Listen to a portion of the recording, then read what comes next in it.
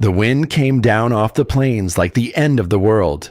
It did not knock, it did not warn. It simply tore the sky open and swallowed everything below. Down in the valley, the proud houses cracked. The roofs groaned. The cold reached under every door with fingers that did not stop until they found a heartbeat to still. And out in the screaming white, figures stumbled and fell, clawing toward a single point of warmth on a frozen hill. A hole in the rock. The very thing they had laughed at. The very thing they had called a grave. Now it was the only place left alive for miles. And every soul who had mocked it was crawling through the dark, praying its door would open, praying the old woman they had scorned would let them in. A widow stood alone at the foot of a great stone bluff, the wind pulling at the edges of her shawl. Behind her, the whole town was laughing. She did not turn around. She had learned, somewhere past her 60th winter, that a woman who turns toward laughter only feeds it. So she kept her eyes on the rock, on the dark mouth of the cave that opened in the side of the bluff, like something the earth had been hiding for 1,000 years. Her name was Opal Renfrew, and she had just told the town of Quarry Hollow that she was going to build her home inside a hole in the ground. They thought she had lost her mind. Maybe they thought she had lost it the winter before, the winter her husband died. His name had been Amos, a quiet man, a man who once measured the land for the railroads, who could look at a ridge and tell you how the water would run off it 10 years from now.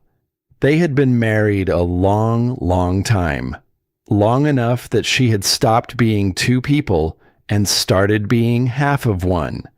And then one cold morning, he simply did not wake. The town buried him with kind words and warm bread. And then the town did what towns do. It decided what would happen to her next. The general store owner's wife had it all arranged. "You'll come live with your sister, of course," she'd said, patting Opal's hand like she was patting a child. "A woman your age can't be out on the prairie alone." A woman your age. Opal had heard those 4 words more times than she could count. They followed her down the boardwalk. They sat across from her in church. They were spoken slowly, gently, the way you speak to someone who is already half gone. But Opal Renfrew was not half gone. She was just getting started. The morning she walked into the land office, the room went quiet. Mayor Pelham sat behind his wide desk, a map of the county spread out in front of him like a tablecloth.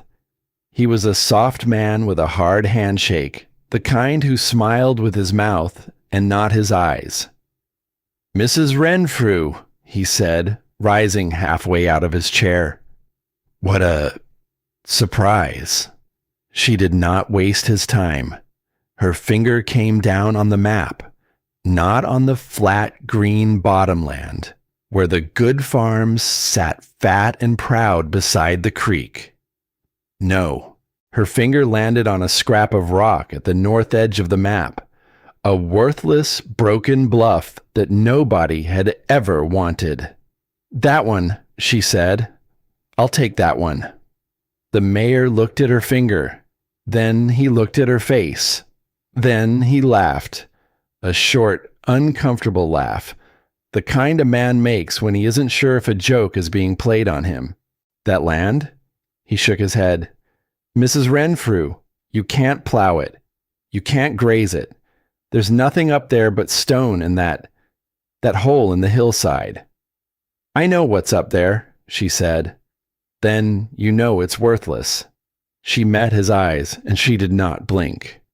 "That hole," she said, "is exactly why I want it."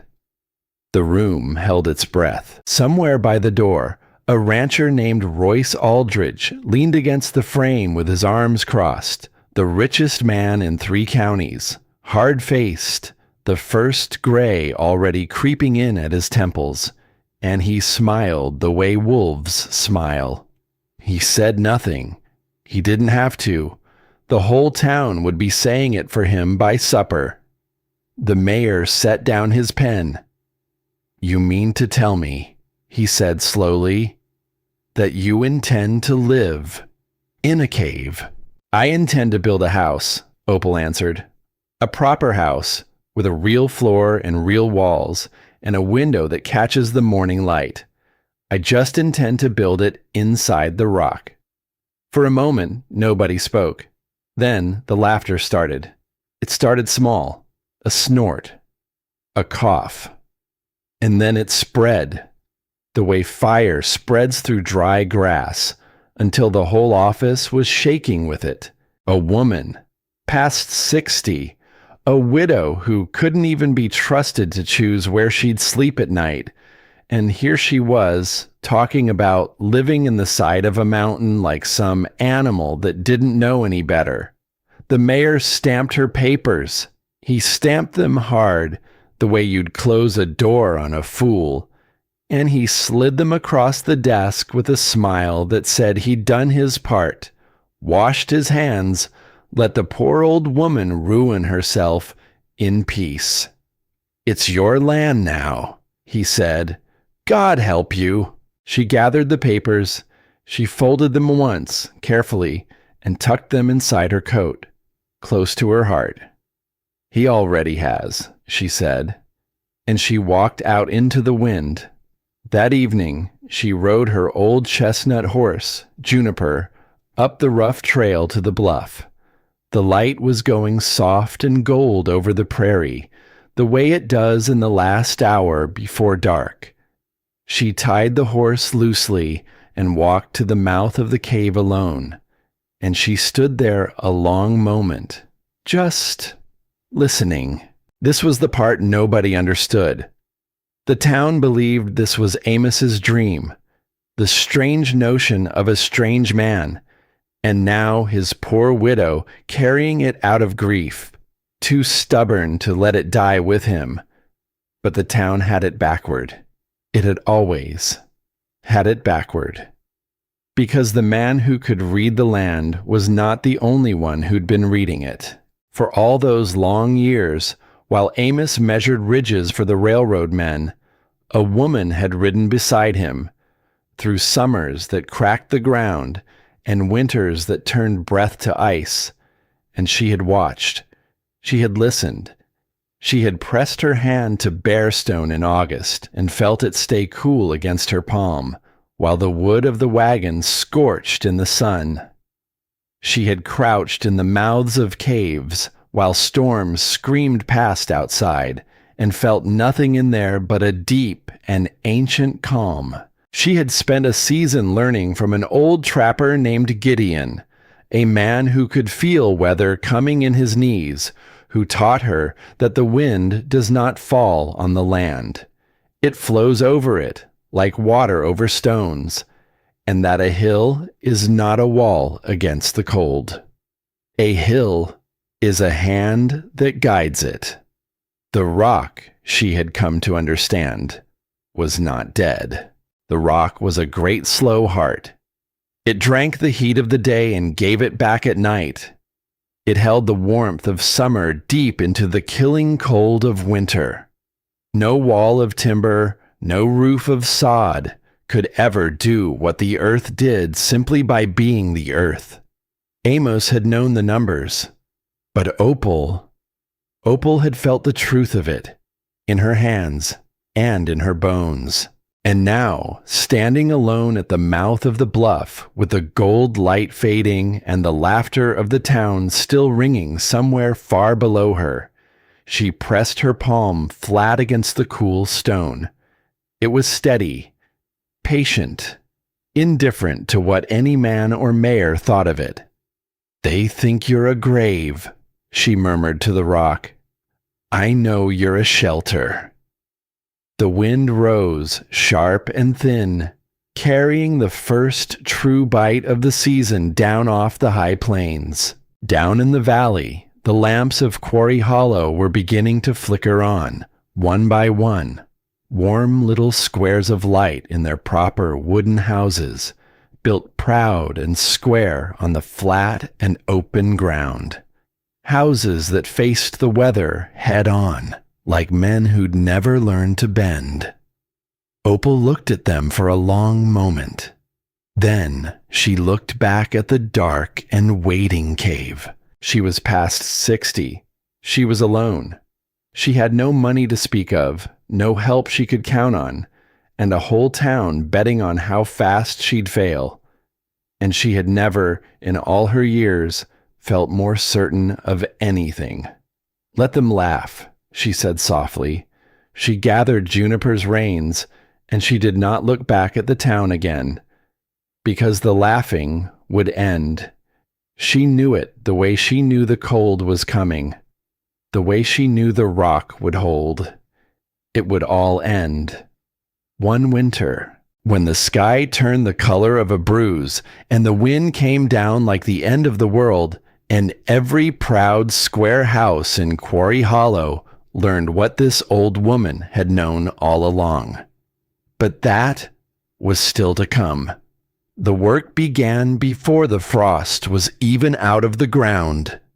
She rose in the dark each morning, before the first gray light touched the prairie, and she did not stop until the stars came out again.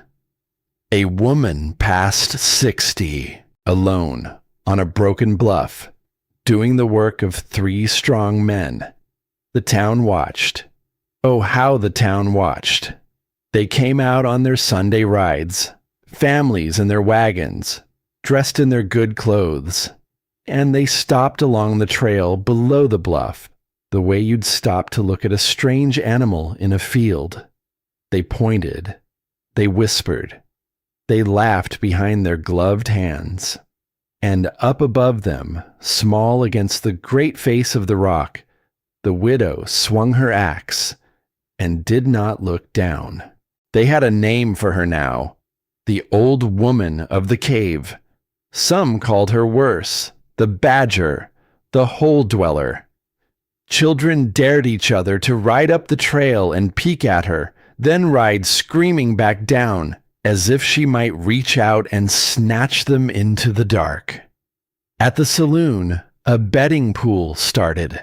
A man named Royce Aldridge put down the first coins, and he put them down loud so everyone could hear. $5, he said, says she's crawling back to town before the first hard freeze, begging for a warm bed and a hot meal and somebody to tell her she was foolish. The whole room laughed, and the bets piled up. How many weeks? How many days? Whether she'd quit on her own, or whether they'd find her one cold morning, frozen stiff in that hole she dug for herself. Nobody bet that she'd finish, not one single soul. But finishing was the only thing on Opal Renfrew's mind. The timber was the first great labor. She needed it long, and she needed it strong, and the only stand of good tall pine grew far off, past the low hills, a journey that took the better part of a day with the wagon. So she went, again and again and again. She felled the trees herself, the axe biting into wood, while her shoulders screamed and her hands blistered, and the blisters broke and bled and healed into hard, pale callus. She trimmed the branches. She rolled the great logs onto the wagon bed with ropes and levers, and the patient, stubborn pull of her old horse, Juniper, and then the long road home in the dark. Some nights she fell asleep before she could even eat, sitting up beside her small fire, the reins still loose in her cracked hands. She did not have the strength of a young man, but she had something the young men in town did not. She had time, and she had patience, and she had nothing left to lose, which is the most dangerous kind of person there is.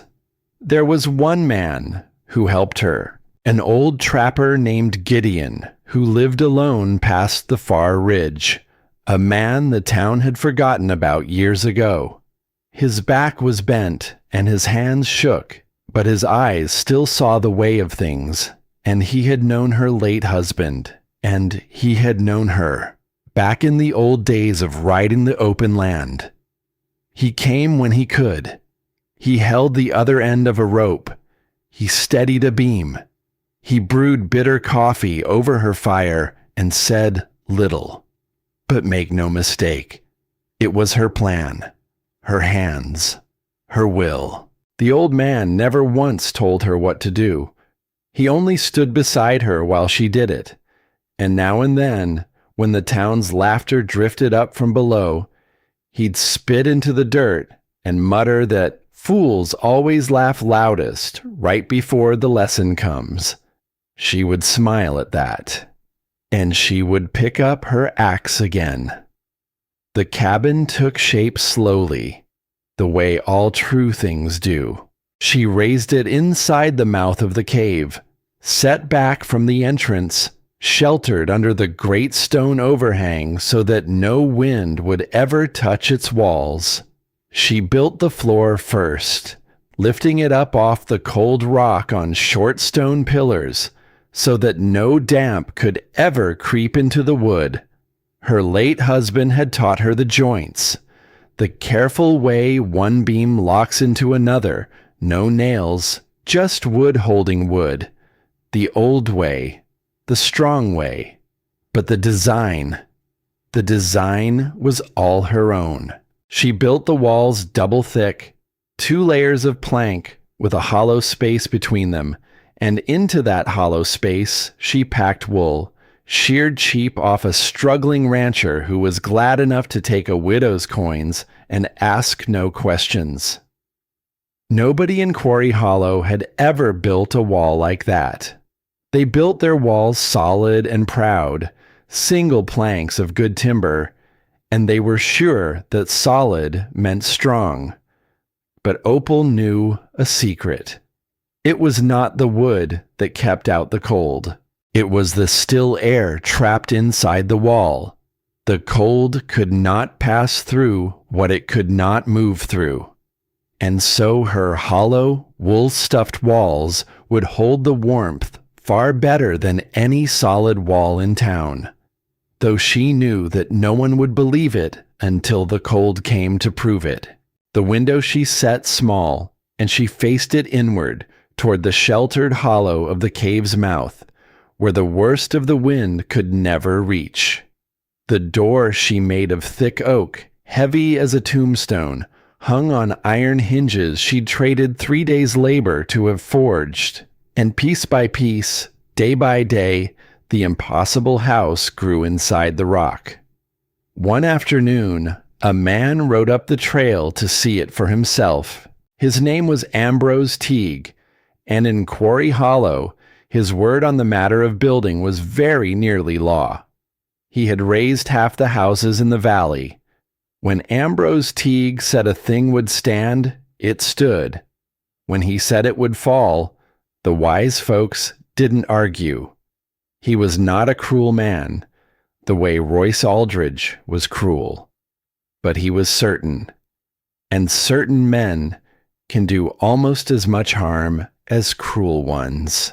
He walked the half-built cabin slowly, running his rough hand along the joints, frowning at the stone pillars, frowning harder at the strange hollow walls. "You've set your posts right on the bedrock," he said at last. "I have," Opal answered. He shook his head, slow and sure. "A house has to settle, Mrs. Renfrew. It has to give a little, breathe with the seasons. You set it on solid stone like this, with no give at all." He clicked his tongue. "It'll crack. Maybe not this year, but it'll crack." She looked at him for a long moment. "Or," she said quietly, It will stand exactly where I put it, long after every house in that valley has been blown flat or buried over." Teague almost smiled. He thought she was joking. Then he saw her face, and he understood that she was not, and the almost smile faded.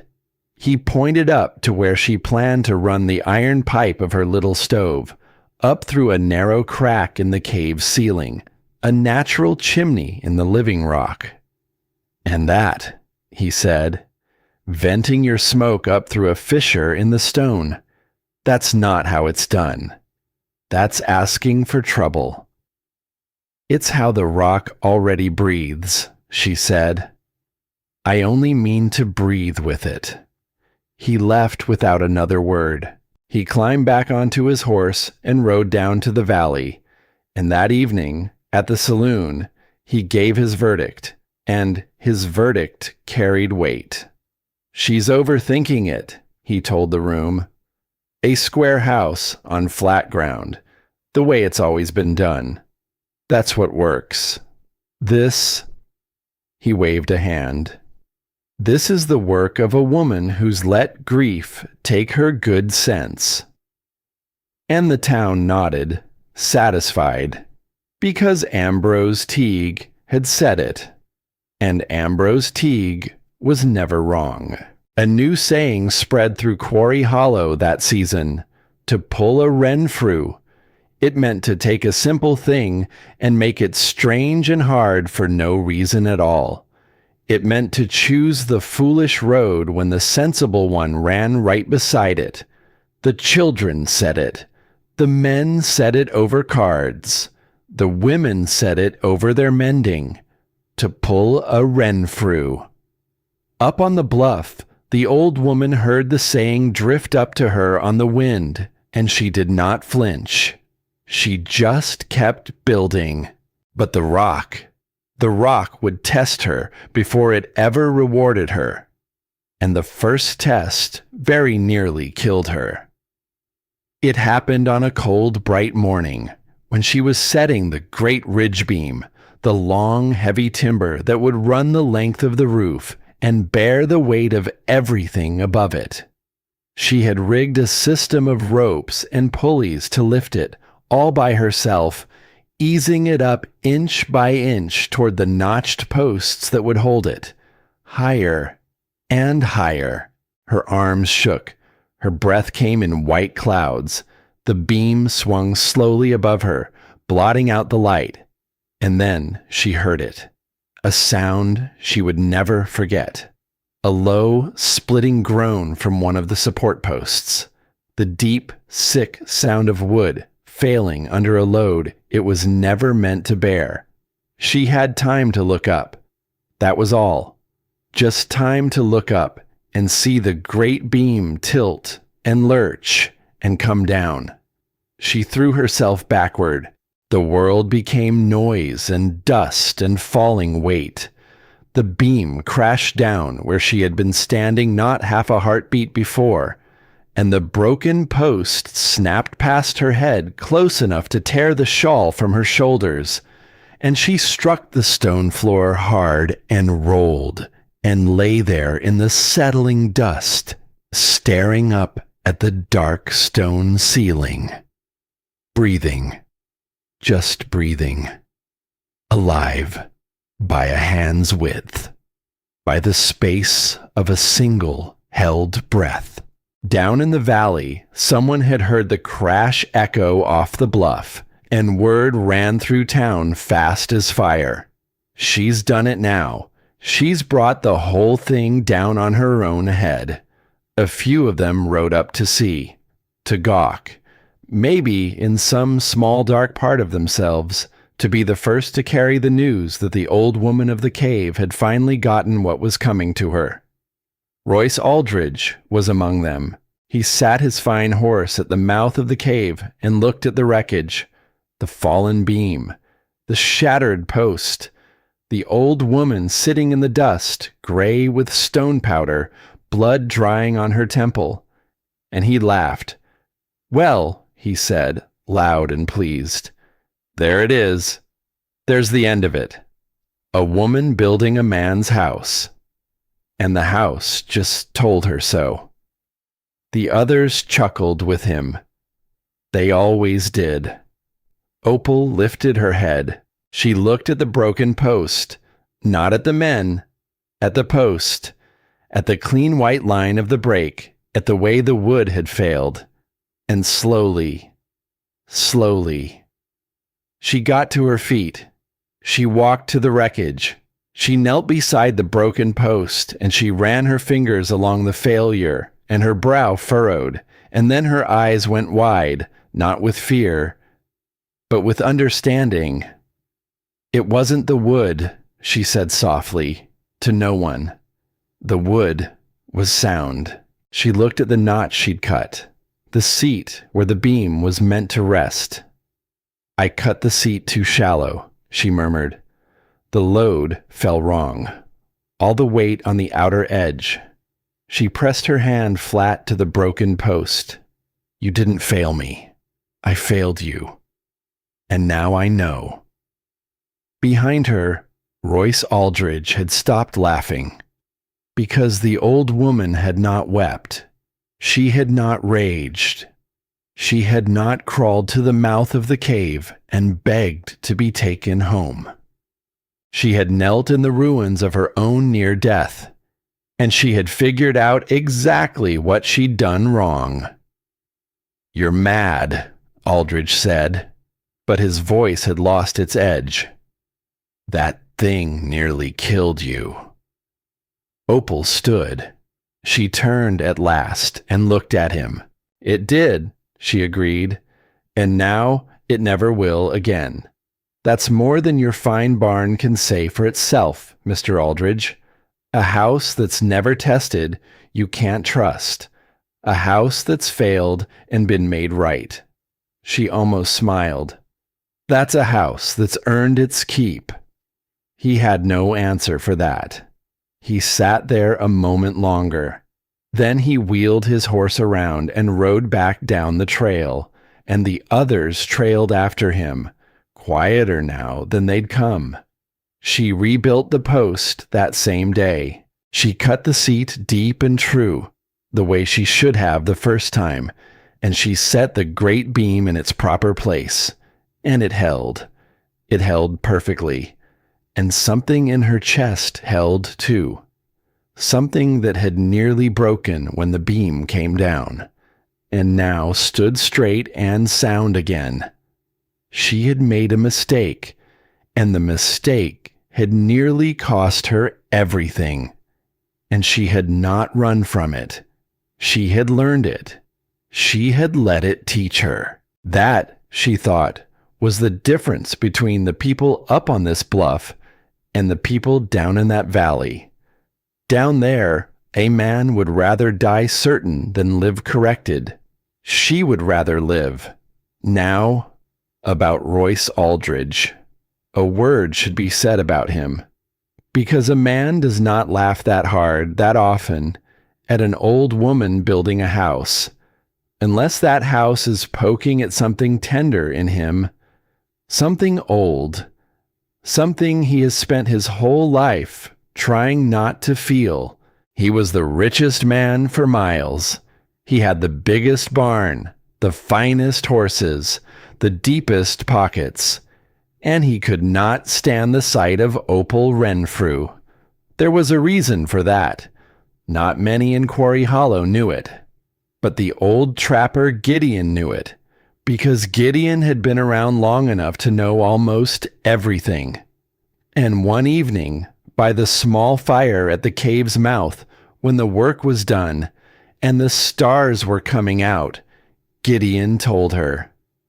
Royce Aldridge had not always been rich. Once, long ago, he had been a poor boy, the son of a woman the town had called strange, a stubborn woman who would not be told what to do, who kept her own counsel and lived her own way and refused again and again the help that the good and proper people of the valley tried to press on her, a woman alone, a woman they laughed at. And one hard winter, A winter not unlike the ones that came whispering down off the high plains.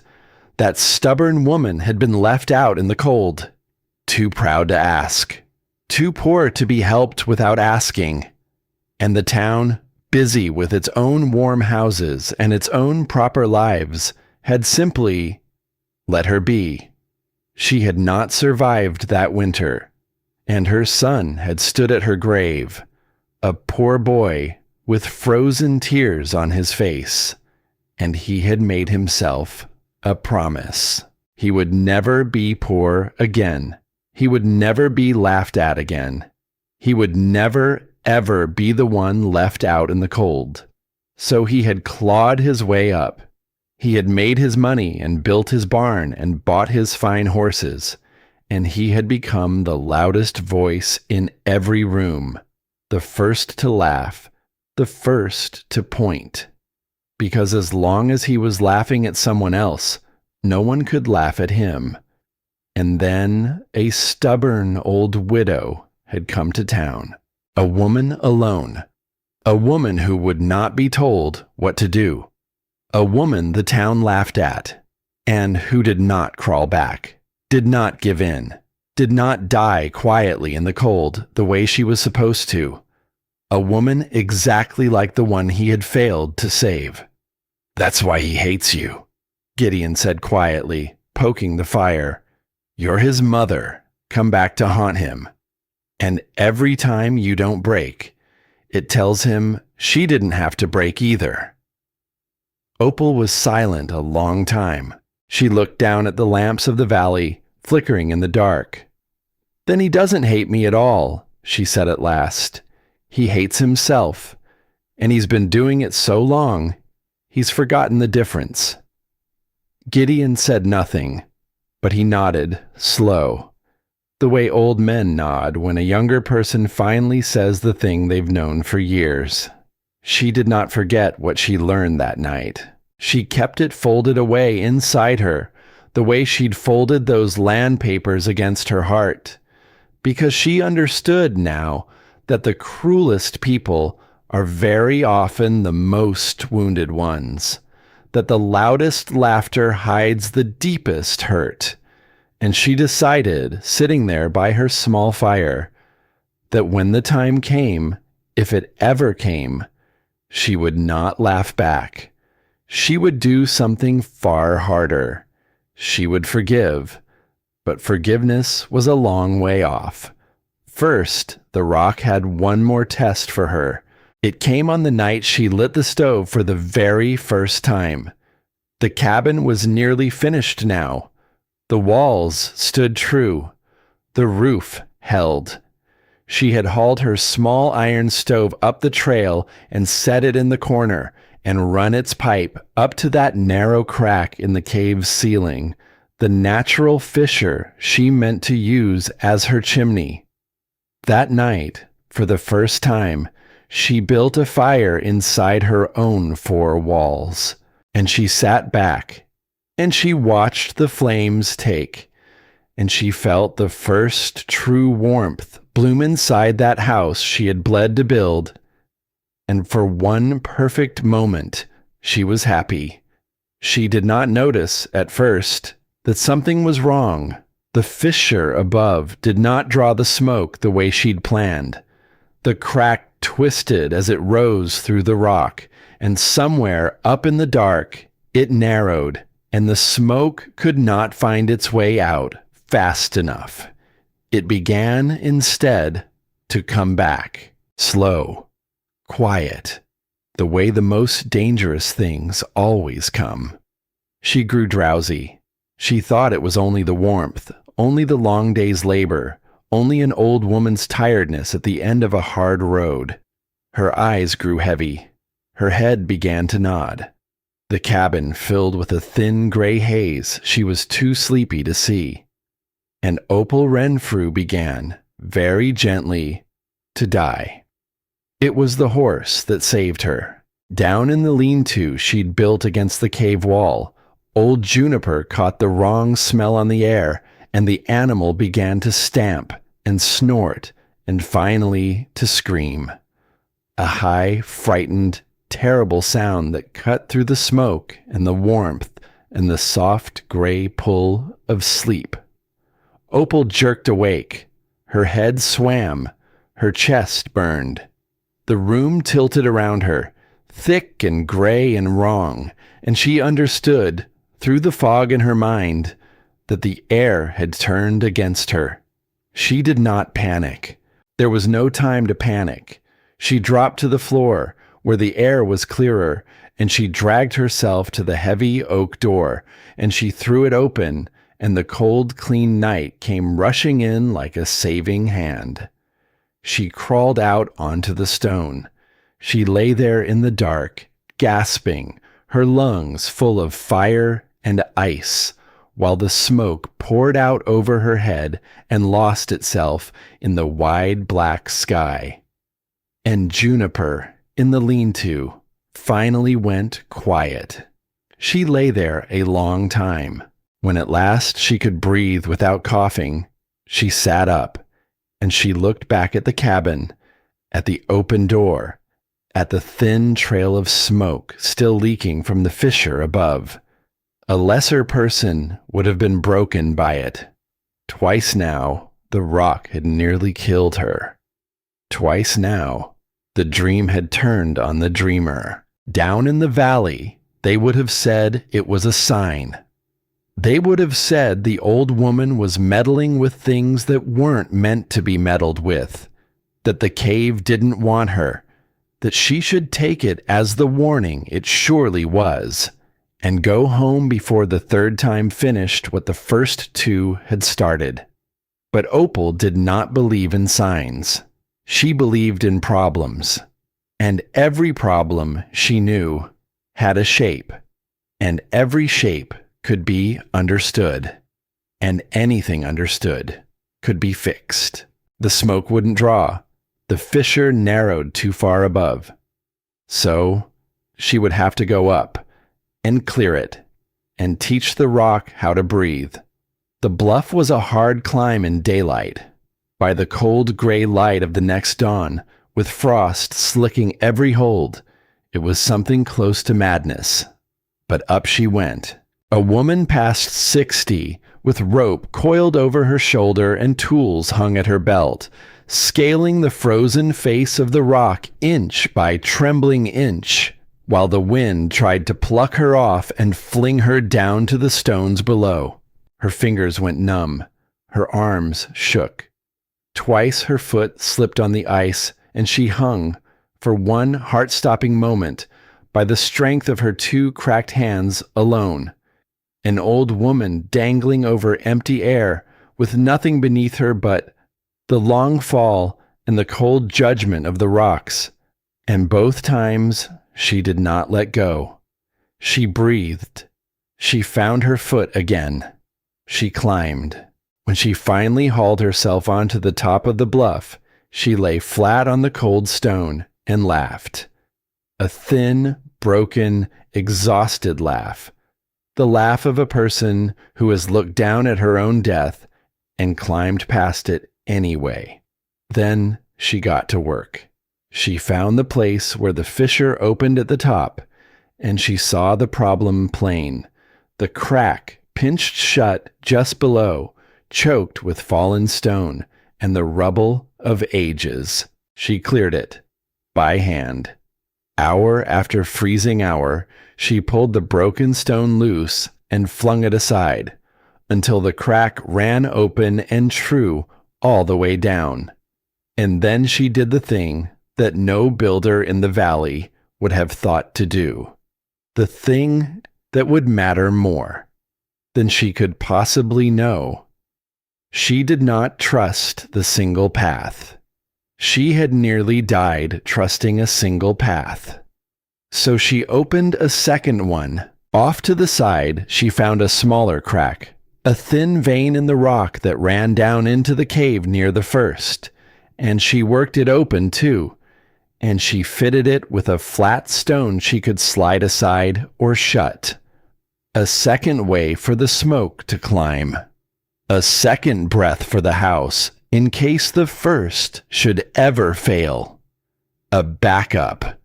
a redundancy, a door behind the door. It cost her 3 brutal days, climbing up and down that frozen bluff, her hands wrapped in rags, her body aching in places she hadn't known could ache.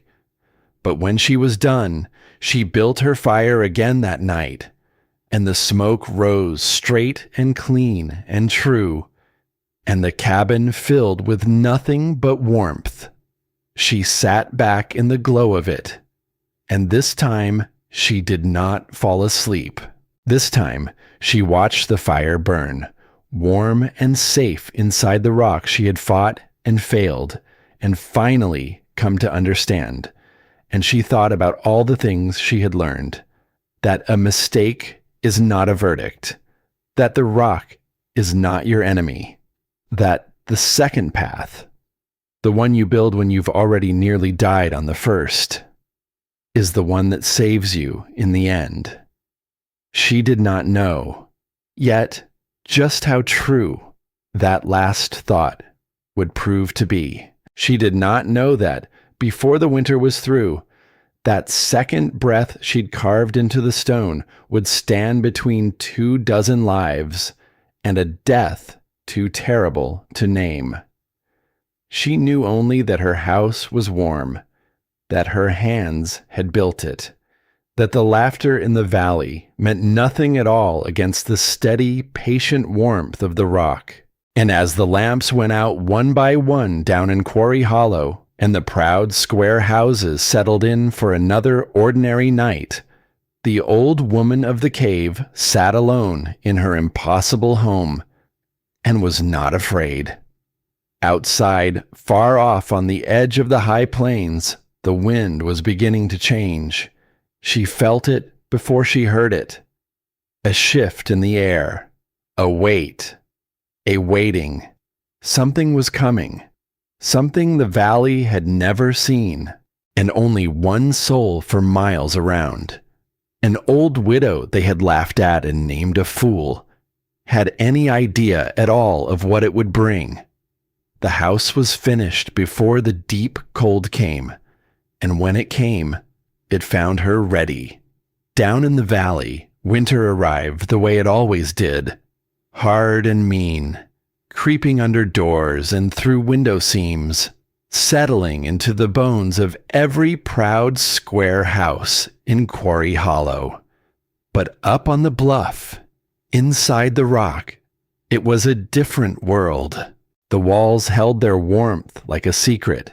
The small stove, lit for just an hour in the morning, was enough to keep the whole cabin soft and golden, while outside the frost painted the stone white.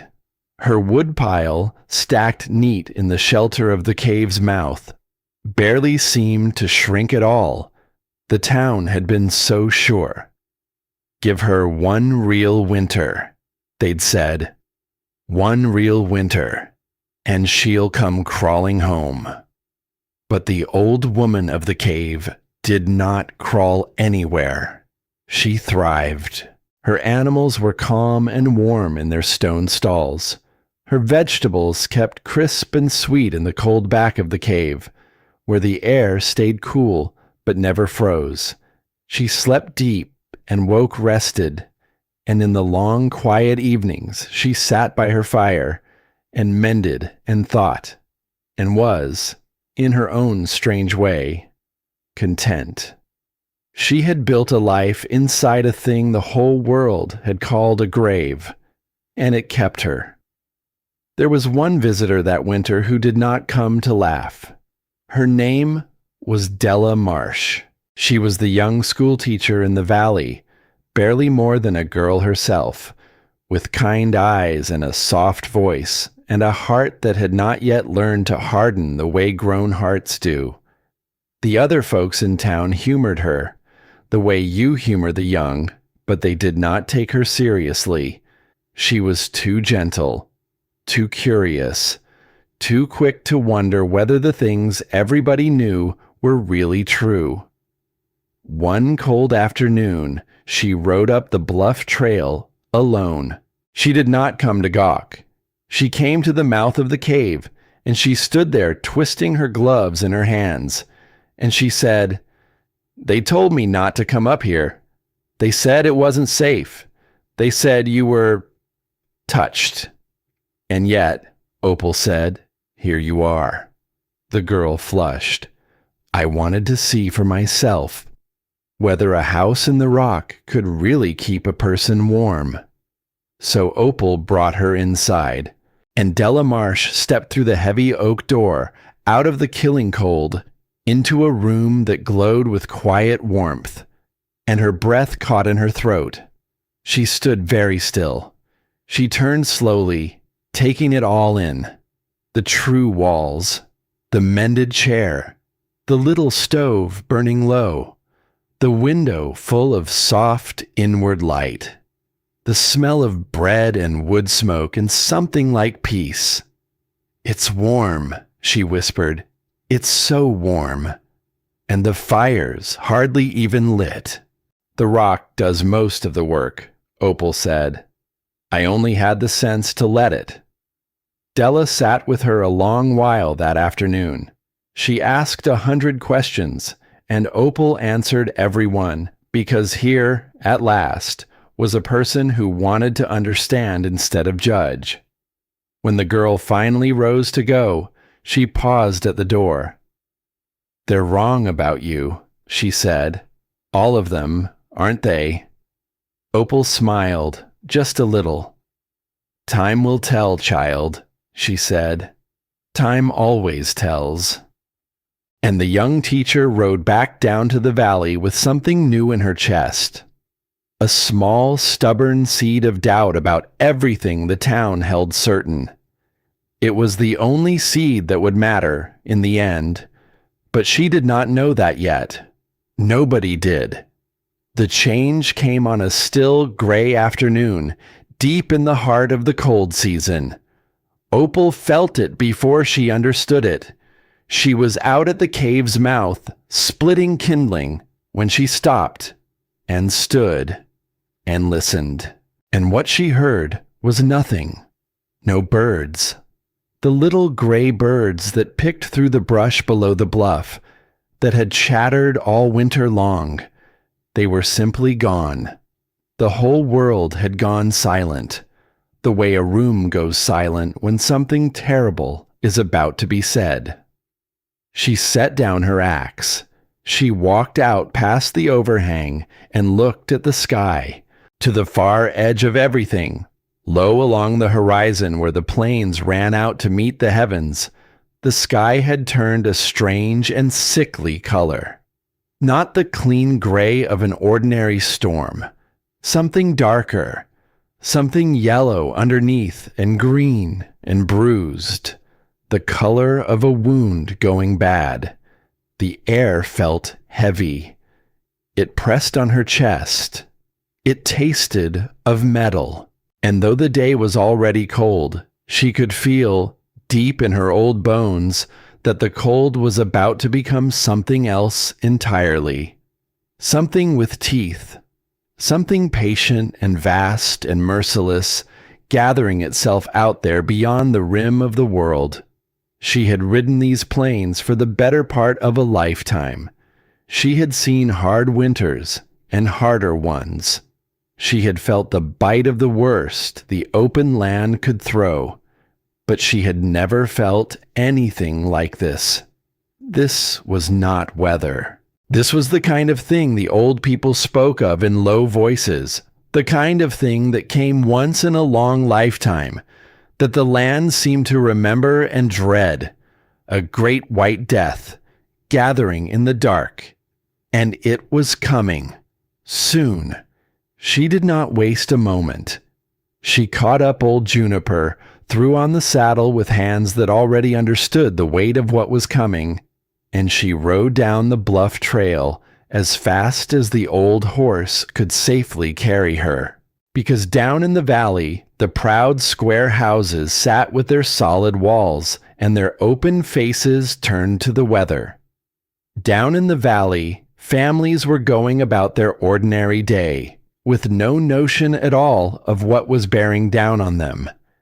Down in the valley, there were children, And whatever the town thought of her, however hard they had laughed, she could not sit warm in her rock and let them face this thing blind. She had to warn them, even knowing in her heart exactly how that warning would be received. The town was in the middle of an ordinary afternoon when the old woman of the cave came riding in off the bluff trail. Folks stopped to stare. They always did. But this time, there was something in the way she rode, something hard and fast and frightened, that made them stare a little longer. She reined up in the center of town and did not bother to climb down. "A storm is coming," she called out, loud so all of them could hear. "The worst this valley has ever seen. Worse than any of you have a word for. You need to bank your fires high and lay in your wood and seal every crack you can find. And you need to do it now, before the light goes." For a moment, there was silence. Then Ambrose Teague stepped out from the doorway of the general store, wiping his hands on his coat, and he looked up at the sky, and he frowned.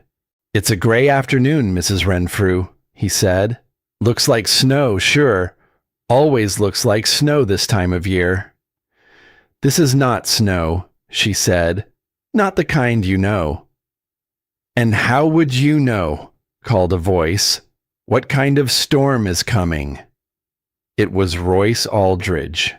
He came across the street with his thumbs hooked in his fine coat, gray showing now at his temples, a hard and prosperous man with the whole town at his back. And he looked up at her on her old horse, and he smiled that wolf's smile. "The woman who lives in a hole in the ground," he said, "has come down to tell us all how to survive the winter. Now there's a thing." He turned to the gathering crowd. "She nearly killed herself twice building that burrow. Beam fell on her head, near choked on her own smoke. And now she's an expert on the weather." The crowd laughed. Of course they laughed. "Mr. Aldridge," Opal said, and her voice was steady and low and did not rise to meet his. "I have read this open country longer than you've owned a single acre of it. I have read this sky 1,000 times, and I am telling you, I am begging you, this one is different. The birds are gone. The air has turned. There is a death coming off those plains, and your fine walls will not hold it out." For one heartbeat, something flickered behind Aldridge's eyes, some old cold memory, some half-buried thing. And then he buried it again, the way he always did, under that loud and easy scorn. "My walls cost more than your whole bluff," he said. "Go home, old woman. Crawl back in your hole. And when this death of yours turns out to be an ordinary flurry like every other, maybe you'll finally have the good sense to stay there." The crowd began to drift away, chuckling, shaking their heads. "To pull a Renfrew," someone muttered, and the others laughed again, but not everyone walked off. One person stayed. Della Marsh stood at the edge of the crowd, her arms wrapped tight around herself, and her young face was pale, and her eyes were fixed on that bruised and sickly horizon. She had seen the inside of the rock house. She had felt the warmth that nobody believed in. And now she looked at the sky the old woman was pointing to, and a cold finger of fear ran straight down her spine. She believed, not all the way, not yet, but enough. "What should we do?" she asked quietly, stepping forward. "If it comes, what should we do?" Opal looked down at the one face in the crowd that wasn't laughing, and something in her chest ached with gratitude. Get the children somewhere with thick walls and a low ceiling, she said. Somewhere small, somewhere it can be kept warm. And if it turns as bad as I fear, she paused, then come to the bluff, all of you. The cave will hold what these houses cannot. Do you hear me, child? When it turns, come to the bluff. Della nodded. Her throat was tight. I hear you, she whispered. But there was one more thing the old woman had to try, and it was the hardest of all. The children of Quarry Hollow gathered in those days in a small schoolhouse at the edge of town. A plain little building, proud and square like all the rest, with big bright windows and a thin wooden roof, and walls that had never been meant to stand against anything worse than an ordinary winter.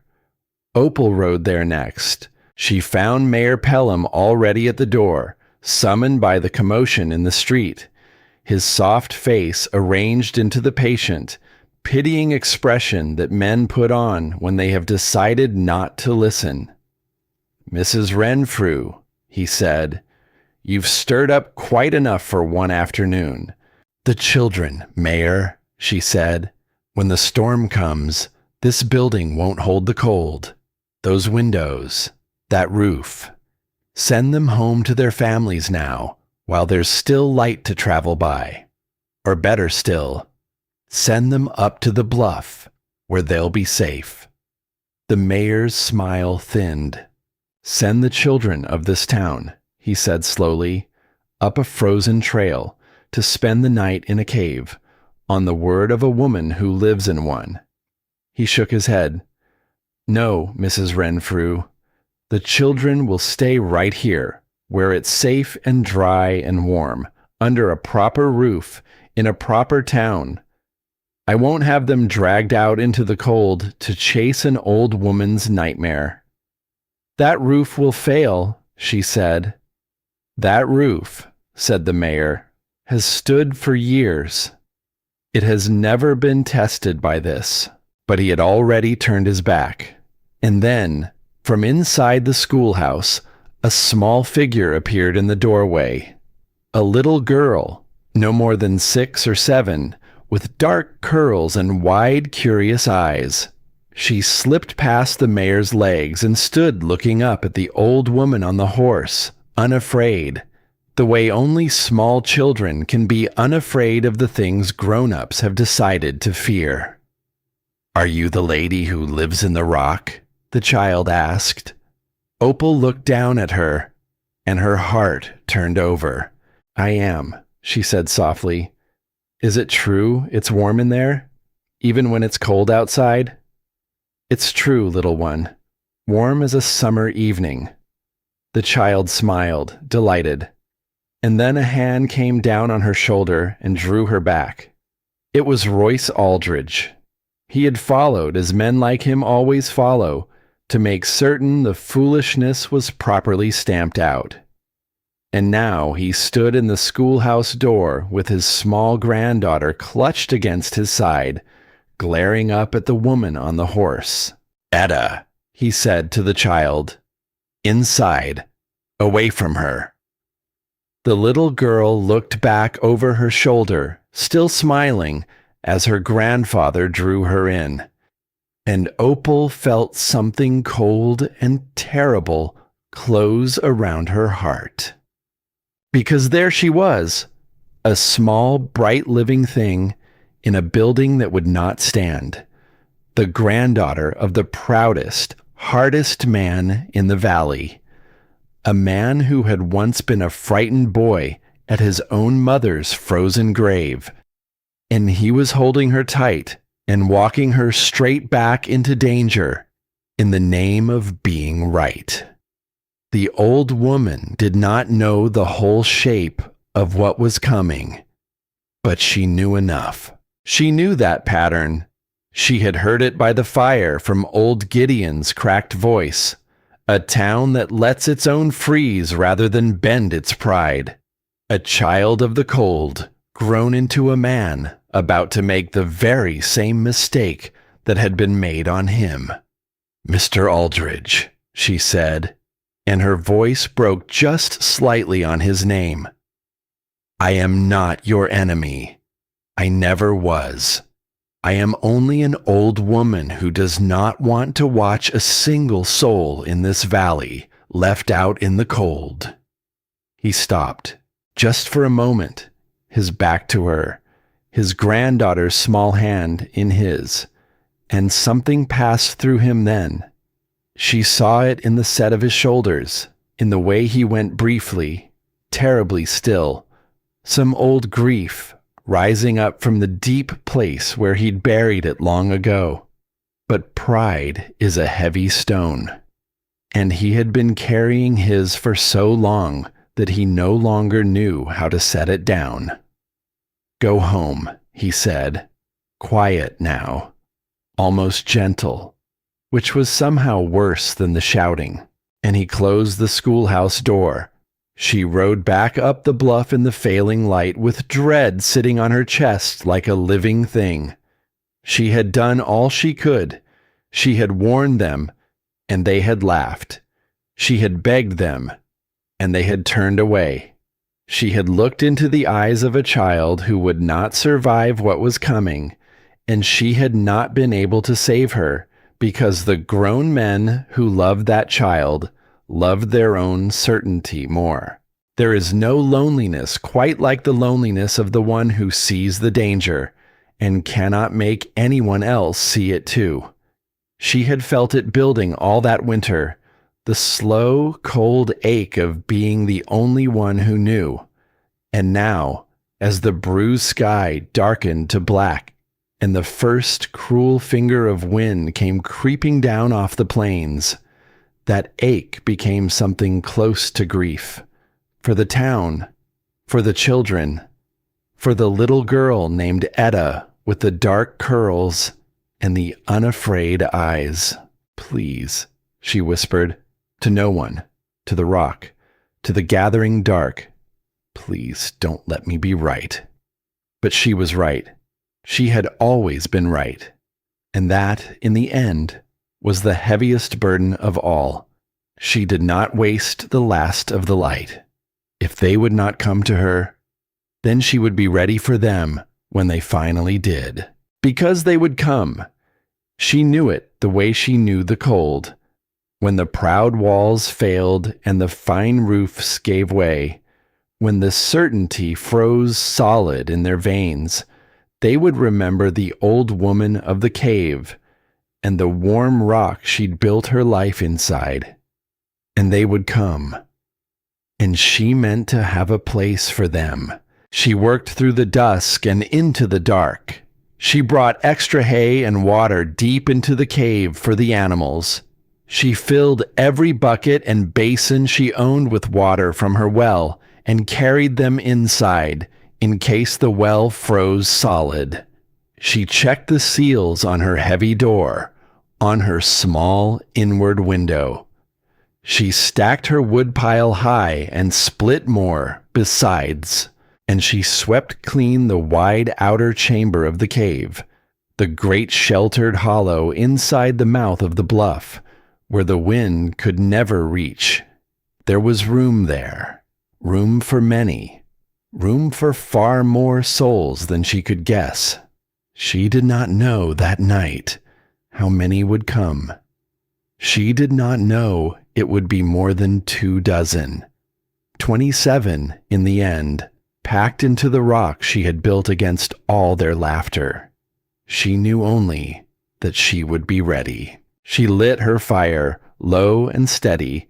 She set water to warm, and she waited with her old horse Juniper breathing soft in the dark beside her, and her heart turned toward the valley below. And then the storm came. It did not arrive the way ordinary storms arrive.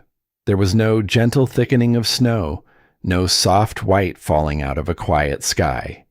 There was, instead, a sound, far off at first, a low moan rising along the rim of the world, rising and rising, until the moan became a roar, and the roar became a scream, a vast and terrible scream, as if the whole sky had been torn open and something monstrous had come howling through. Opal stood in the mouth of her cave and watched it come. She watched a wall of white sweep across the dark plains toward the valley, faster than any horse could run, swallowing the world as it came. The far hills vanished. The near hills vanished. The very last light of day was snuffed out like a candle between two fingers. And then it struck.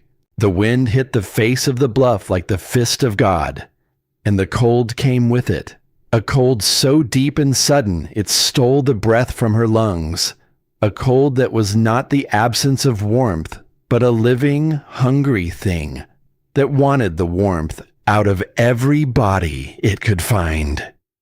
The snow did not fall. It flew, sideways, driven flat and screaming through the black, so thick that the world simply ceased to exist beyond arm's reach. White chaos, a roaring, blinding nothing. But inside the rock, inside the cave, the old woman stood in a pocket of perfect stillness. The wind howled and battered at the stone, furious, baffled, unable to find a way in. Her little fire burned straight and calm. Her animals shifted and settled in their warm stalls.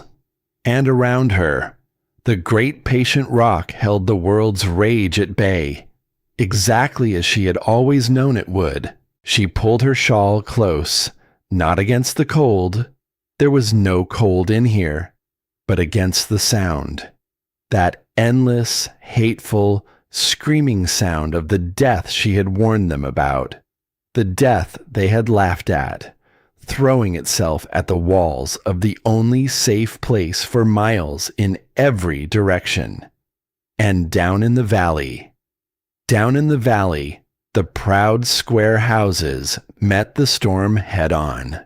The first to fall was the biggest of them all. Royce Aldridge's great barn, his monument, his pride, the symbol of everything he had built to prove he would never be poor or frightened or left out in the cold again, stood square and tall against the open plain, and the storm used it like a wall. The snow piled against its broad northern side, driven by that screaming wind, rising with a speed that should not have been possible. A drift, then a bank, then a vast white mountain of snow, climbing the barn wall higher and higher through the long black hours, until the weight of it, the sheer, impossible weight, found the limit of even Aldridge's fine and expensive timbers. The great beams groaned. They groaned the way her own beam had groaned the day it nearly killed her. And Aldridge, trapped in his big house nearby, heard the sound and knew it for what it was. The beams groaned, and they cracked, and then with a roar that rose even over the scream of the wind, the great proud roof of the richest barn in the valley gave way and came down and was buried in the dark beneath the endless falling white. The richest man for miles sat in his fine house, his small granddaughter trembling in his arms, and listened to his pride collapse into ruin. And somewhere deep inside him, beneath all those years of stone he'd piled on his own frightened heart, a frozen memory began at last to thaw. But the night was far from over. The storm had only just begun, and it would not stop. Not for one day, nor two, nor three. It would scream down off those plains for 7 long days and 7 longer nights, and before it was through, it would teach the whole proud valley of Quarry Hollow the lesson an old woman had tried so hard to give them for free. that the wise do not stand against the cold with their walls and their certainty. The wise listen, the wise bend, the wise build, not against the world, but with it. And high on the bluff, in the warm heart of the rock they had all called a grave, the old woman they had named a fool kept her fire burning, and waited for the first of them to come. The first night was the longest night the valley had ever known. The storm did not rest.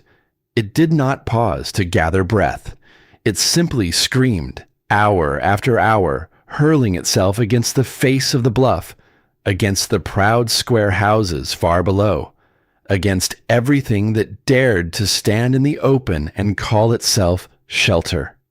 And inside the rock, the old woman waited. She did not sleep. She kept her fire low and steady, and she kept her water warm, and every little while she went to the heavy oak door and opened it just a crack against the roaring dark and listened for voices, for footsteps, for the sound of someone fighting their way up the trail toward the only warmth for miles. There was nothing yet, only the wind. But she had done one wise thing weeks before that she had told no one about. All down the length of the bluff trail, she had driven tall stakes into the frozen ground, one every few paces, a line of them leading from the valley floor up to the very mouth of her cave. The town had laughed at those two when they saw them. What's the old woman doing now? Planting a fence that fences nothing?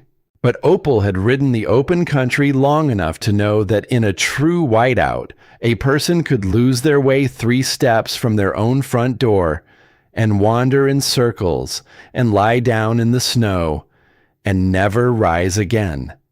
So she had built a line a person could follow, blind, a handrail through the heart of the storm. And in the deepest, darkest part of that first terrible night, someone found it. She heard them before she saw them, a sound under the scream of the wind, a thin, broken cry, more animal than human. She threw the door wide and snatched up her lantern, and there, staggering out of the white chaos, clinging to the last of her stakes with frozen hands, were 2 figures, so caked in snow and ice, they barely looked like men at all. She got her shoulder under the larger one and hauled him in. The smaller one stumbled after, and she dragged them both through the door and into the warmth and slammed the great oak shut against the howling dark. They collapsed onto her floor, gasping, weeping, their faces gray-white with the killing cold. And when she wiped the ice from the larger man's beard and saw his face, she knew him. It was Ambrose Teague, the builder, the man whose word was law, the man who had stood in her half-built house and told her it would crack and ridden down to the valley and called her a woman undone by grief. The other was his son, a boy of maybe 16, half frozen, shaking so hard his teeth rattled. They had fought their way out of their own collapsing house, the great builder and his boy, and into the screaming white, with nothing to guide them but a memory of a line of foolish stakes planted by a foolish old woman, leading up to a hole in the rock. Teague tried to speak. His cracked lips moved, but no sound came at first. Then, in a voice like breaking ice, he managed it. "Mrs. Renfrew." He coughed. He clutched at her sleeve with a hand he could barely feel. The house, the roof gave way. The wind found every seam, just like you said it would. His eyes filled, and the tears froze on his lashes. "You were right. God forgive me. You were right, and I called you a fool. And here was the moment. Here was the moment when a smaller soul would have said it. I told you so. You wouldn't listen. You laughed. But Opal Renfrew said none of those things. She knelt beside the man who had mocked her, and she wrapped him in a warm blanket, and she pressed a cup of hot broth into his frozen hands, and she said simply, gently, "You're safe now. That's all that matters. You're safe, and your boy is safe. Drink. Get warm. The rest can wait." Teague stared at her. He had expected her scorn. He had earned her scorn. And instead, she had given him warmth and bread and a place by her fire and not one single word of blame. And the great builder of Quarry Hollow put his frozen face in his hands and wept like a child, not from the cold, from the shame, and from something else too, something he had not felt in a very long time, from being forgiven. They were the first. They were not the last. All through that endless night, and into the gray nothing that passed for the next day, they came, one by one, two by two, family by family. They came clinging to her line of stakes, those foolish stakes, the only thing standing between them and a death in the white. They stumbled out of the storm half frozen and weeping, and every single one of them was let in and warmed and fed and given a place in the great sheltered hollow of the cave. Mayor Pelham came on the second day. The soft man with the hard handshake came crawling up the trail on his hands and knees, his fine coat in ruins, his face blackened along one cheek where the frost had bitten deep. His grand house, the proudest in the valley, had buckled under a mountain of snow. He could barely meet her eyes. "I told the children to stay," he whispered as she wrapped him in a blanket. "I told them it was safe. I sent your warning away. If anything's happened to them. If those children—" "Hush now," Opal said. "Save your strength. We'll know soon enough. And blaming yourself in the warm won't undo a thing you did in the cold." But her own heart had clenched at his words. The children. She had not seen them yet. And every hour that passed without them was an hour her dread grew heavier. Where was the little girl with the dark curls? Where was Etta? Where were any of them? She kept her fear off her face. She had 24 frightened souls in her cave now, and they were watching her, all of them, the way frightened people watch the one who seems unafraid. So she did not let them see her fear. She made them tea. She rationed her bread fairly, the strong getting no more than the weak. She set the able-bodied to tending the fire and melting snow for water and caring for the old and the young. She gave each person a task because a person with a task does not have time to despair. The richest men in the valley. The proudest. They took their orders from an old woman they had laughed at, and they were grateful for them, because she was the only one among them who was not afraid, the only one who knew exactly what to do, the only one who had seen this coming and built, against all their scorn, a place where they could live. The old woman of the cave was a fool no longer. She was their leader, their shelter, their salvation. But she did not feel like a savior. She felt like a frightened old woman, waiting for the children to come. And then, on the second night, they came. Della Marsh led them. The young school teacher came up the trail through the screaming dark with a rope tied around her waist, and tied to that rope, one after another, a line of small, shivering children, each clinging to the next, following the stakes through the white. She had not waited for permission. When the storm turned, when the windows of the little schoolhouse began to crack and the roof began to moan, Della Marsh had remembered the words of the old woman in the rock. Get the children somewhere small. When it turns, come to the bluff. And she had defied the mayor and defied the whole proud town and gathered the children up and led them out into the death-white storm with nothing but a rope and a memory and a stubborn seed of faith. She brought them up the bluff one terrible step at a time. She did not lose a single one. When the cave swallowed them out of the cold, when the children tumbled into the warmth and the light, the whole hollow erupted in weeping. Mothers who had crawled up before them seized their little ones and held them and sobbed, and Opal caught the young teacher as her knees gave out and held her up and looked into her exhausted, frozen, shining face. You came, Opal whispered. You told me to, Della breathed.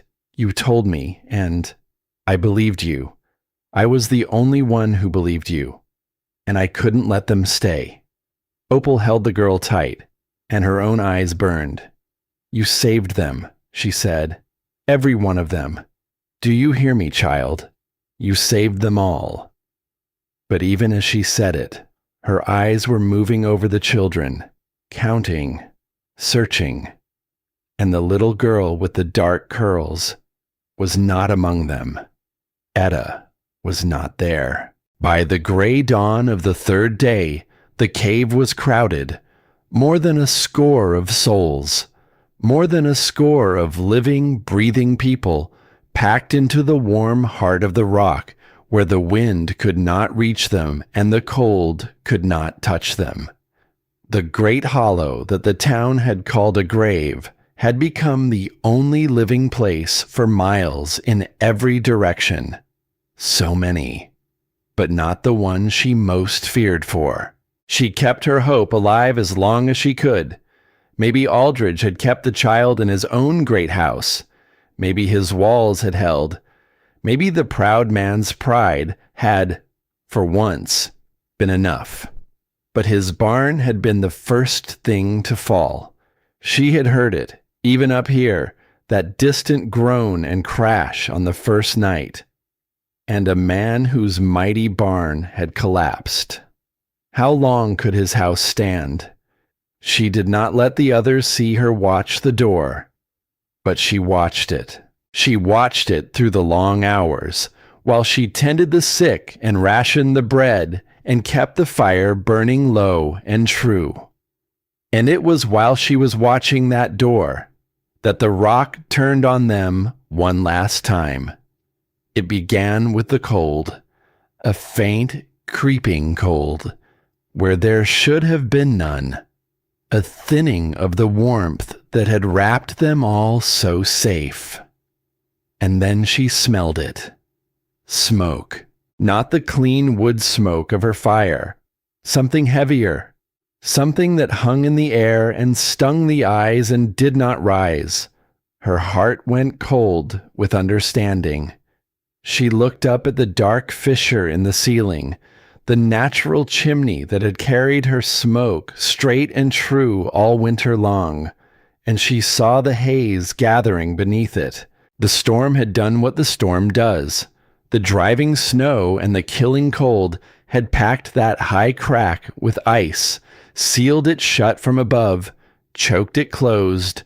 The chimney was failing. Just as it had failed the very first night she'd lit her stove. Just as it had nearly killed her, alone, all those weeks ago. Only now there were better than 24 souls in the cave. Men and women, children, the old, the sick, all of them breathing the same slowly poisoning air in a sealed room of stone with the smoke beginning to gather over their heads like a gray and patient death, someone began to cough. Then another. A child started to cry. A ripple of fear ran through the packed hollow. That animal fear that catches and spreads. The fear of people who have escaped one death only to feel another closing in. "The fire," Ambrose Teague rasped, struggling up. "We have to put out the fire." "No," Opal said. She said it sharp and clear and absolutely certain, and the whole cave went still. "Put out the fire and we freeze," she said. "Within the hour, all of us. Leave it burning and choke. There is a third way. There has always been a third way. Stay calm. Keep low. And trust me." Because she had nearly died once, trusting a single path, and she had sworn she never would again.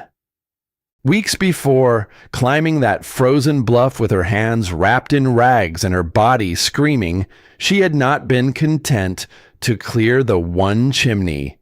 She had found a second crack, a thin, hidden vein in the rock running down beside the first, and she had opened it and fitted it with a flat sliding stone and made of it a second breath for the house, a backup, a door behind the door. The town would have called it foolishness if they had known. More wasted labor. More of the old woman overthinking what didn't need thinking about, to pull a Renfrew. She crossed the cave now, through the gathering smoke, to the place where that hidden second vent waited behind its flat stone. And she gripped the cold rock with her cracked old hands, and she pulled it open. For a moment, nothing. A breath. A terrible, held breath, while all those souls waited to see if an old woman's foresight was enough to save them. And then the smoke began to move. It found the new path.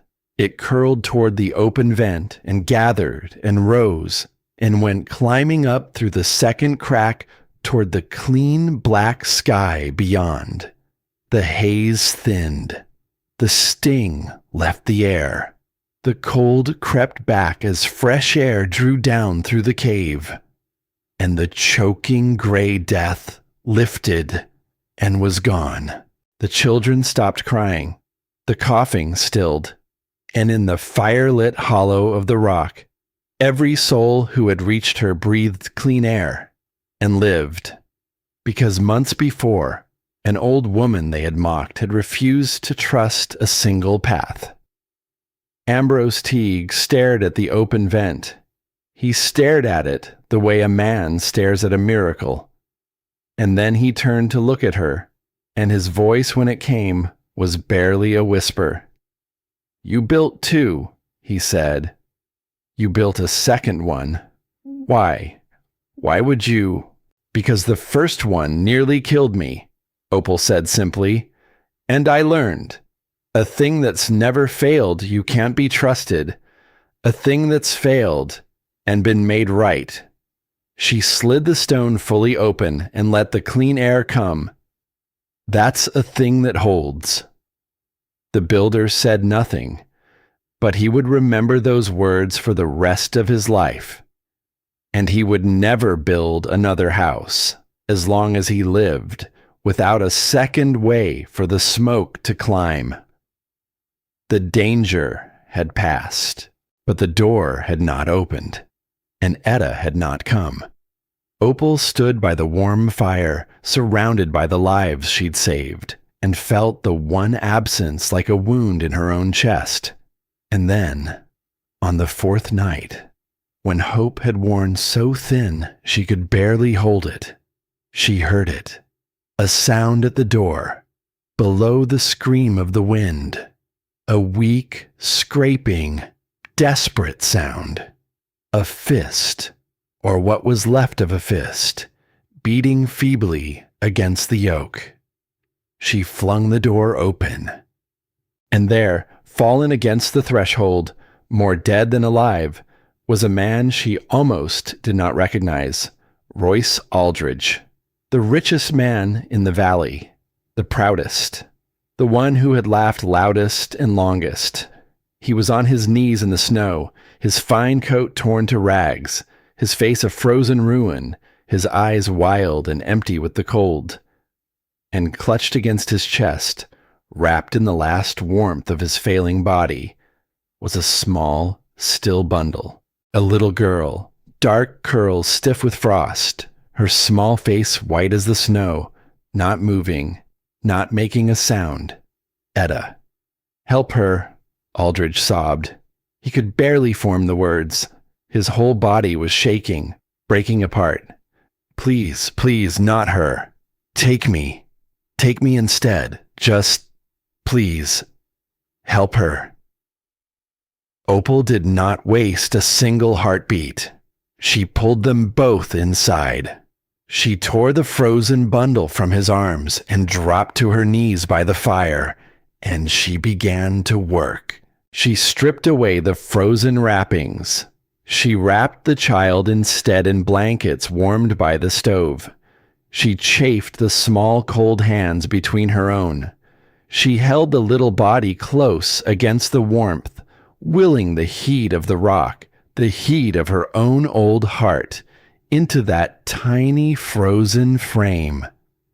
"Come back," she murmured, over and over. "Come back, little one. It's warm here. It's so warm. Come back." The whole cave held its breath, a cave full of souls, watching an old woman fight the cold for the life of a child. A long moment passed, too long, and then the little girl coughed, a small, weak, ragged cough, and her dark lashes fluttered, and her eyes opened, cloudy and confused, and found the old woman's face bent close above her own. "Is it warm?" the child whispered. The same words she'd asked at the schoolhouse door a lifetime ago. Is it warm in the rock? And Opal Renfrew, who had been called a fool, and a fool's burrow, and a woman undone by grief, laughed and wept at the very same time. "Yes, sweet girl," she breathed. "It's warm. You're safe now. You're safe." A great shuddering sob ran through the cave. Strangers wept. Della Marsh pressed her hands to her mouth. Even old Gideon, who had come up the trail and said little, turned his face away and rubbed at his eyes. And Royce Aldridge, the richest, proudest, hardest man in the valley, knelt on the floor of the cave he had mocked and watched the woman he had scorned bring his granddaughter back from the cold.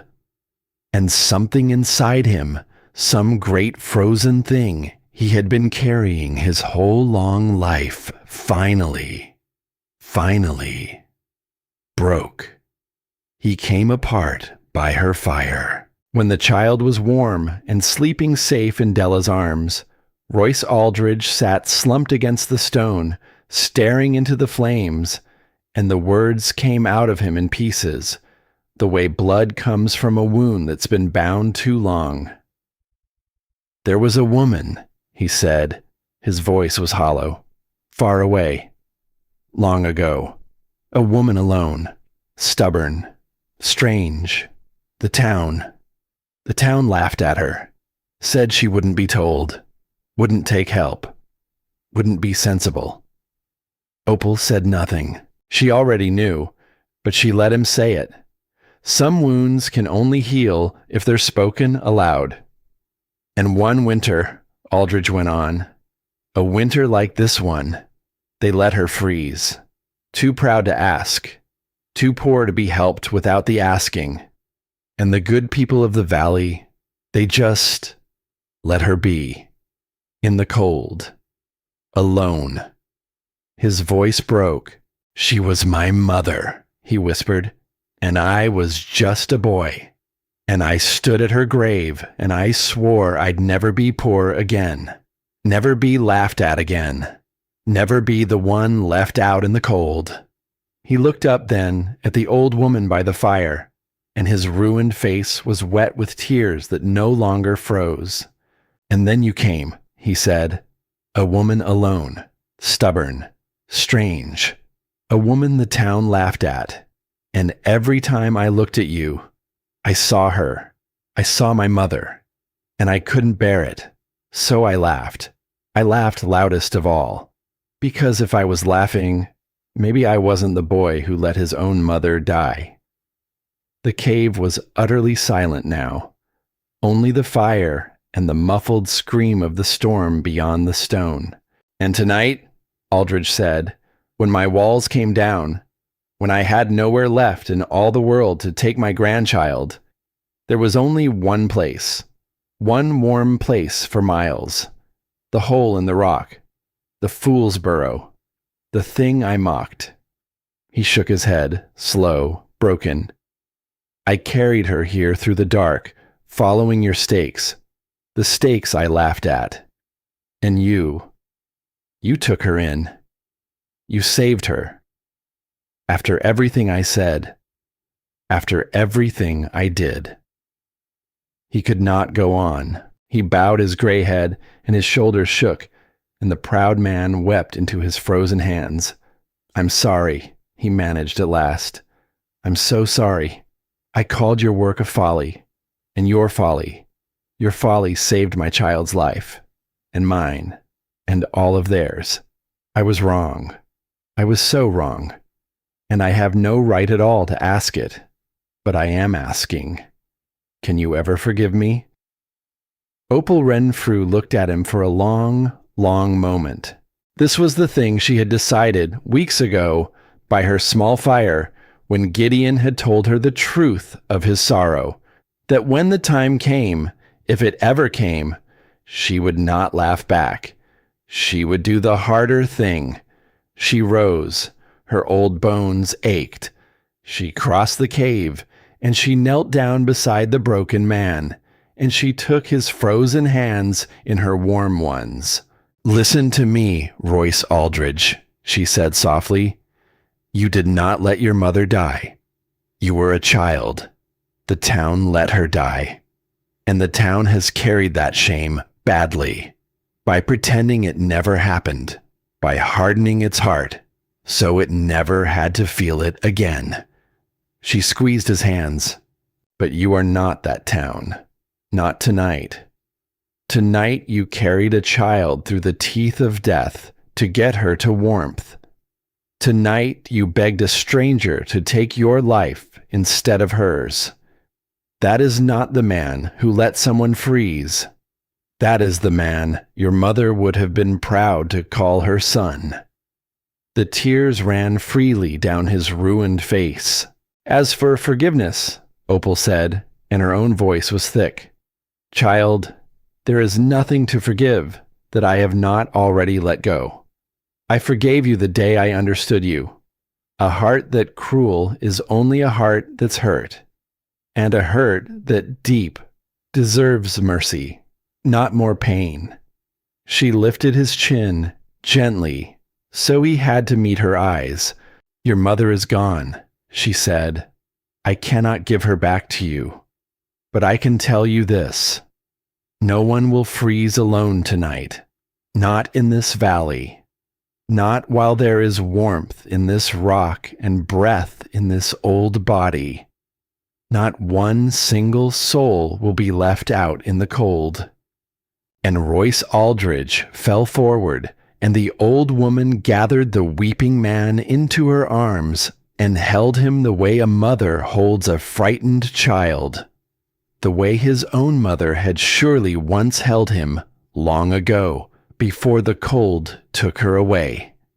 And in that moment, in the warm heart of the rock, something that had been frozen for a lifetime finally began to thaw. Outside, the storm screamed on. It would scream for 3 more days. But inside the cave, every soul who had fought their way to her door slept warm and safe and alive, wrapped in the foresight of a woman they had once called a fool. And the old woman sat awake by her fire, with a forgiven man asleep at last, and a small dark-haired child breathing soft and steady in the firelight, and her own tired heart, full to breaking. She had not wanted to be right, but she had been ready. And being ready, she understood now, was its own kind of love. The deepest kind. The kind that builds a shelter for people who laugh at you, and saves a seat by the fire for the very ones who mocked you, and forgives the cruelest heart in the valley because it sees the frightened child still trembling underneath. The wise do not fight the cold with pride. The wise build warmth and leave the door open, even for their enemies, especially for their enemies. And somewhere far out on the plains, beyond the screaming dark, the great storm began, at long last, to tire. The end was coming, and with it, the dawn. On the 8th morning, the screaming stopped. It did not fade slowly, the way ordinary storms fade. It simply ended all at once, the way a held breath is finally let go. One moment, the wind was still tearing at the face of the bluff, and the next, there was nothing, only silence. A vast, ringing, unfamiliar silence. Inside the cave, 27 souls lifted their heads. They had grown so used to the howl that its absence felt like a sound of its own. They looked at one another in the firelight, hardly daring to believe it. And then, slowly, they turned toward the heavy oak door and toward the old woman who stood beside it. Opal Renfrew laid her cracked old hand against the wood. She paused there a moment, as if listening to the rock itself. And then she lifted the heavy bar, and she pulled the door open. And the morning came pouring in. It was a world none of them had ever seen. The storm had remade everything. The sun rose over a land of pure and blinding white, sculpted into great frozen waves and ridges and impossible shapes, as if the sea itself had been turned to snow and stopped mid-roar. The sky above was a deep and tender blue, washed clean, almost gentle, as though the thing that had screamed for 7 days had never been there at all. But it had been there. You could see it in what was left behind. Down in the valley, where the proud square town of Quarry Hollow had stood, there was very little left to see. The houses were gone, not fallen, not broken, gone, swallowed whole beneath the drifts, so that only here and there a chimney top or the peak of a roof broke the surface of that frozen sea. The town the storm had buried, and up on the bluff, untouched, warm, whole, stood the home in the rock, the thing they had called a grave, the only living place for miles in every direction. The people gathered at the mouth of the cave and looked down at the white and silent ruin of everything they had known, and not one of them spoke. There were no words. There was only the old woman standing among them, looking out at the world the storm had made. She was the first one out. Of course she was. She wrapped herself against the cold and stepped out onto the frozen crust, and she began, at once, to do what needed doing. Because the storm was over, but the work was not. There were the buried to dig for, the lost to find, the living to lead down off the bluff and back into a world they would have to build all over again. She organized them the way she'd organized them in the cave. The strong to dig, the careful to tend the weak, the young to carry word and water. And they followed her, the richest men in the valley, the proudest, the ones who had laughed. They followed the old woman of the cave out into the frozen morning, and they did exactly as she said, and not a single one of them thought it strange anymore. But before any of that, before the digging and the finding and the long, slow road back, there was a thing she had to face, alone, at the mouth of the cave. A thing that broke her old heart clean in two. It was the horse. To understand it, you have to go back. Back to the last night of all. The 7th night, when the storm was at its very darkest. The night before. It finally broke, and the cold had gone so deep that even the rock seemed to shiver. On that night, a family had been lost. A young mother and her 2 small children who had set out late from the far edge of the valley, who had missed the line of stakes in the screaming white and wandered off the trail into the trackless dark. Word of them had come up the bluff with the last few stragglers, gasping, half frozen. They saw them, out past the stakes. They couldn't reach them, out there, in the white, beyond the reach of the saving line. And someone had to go. Opal could not.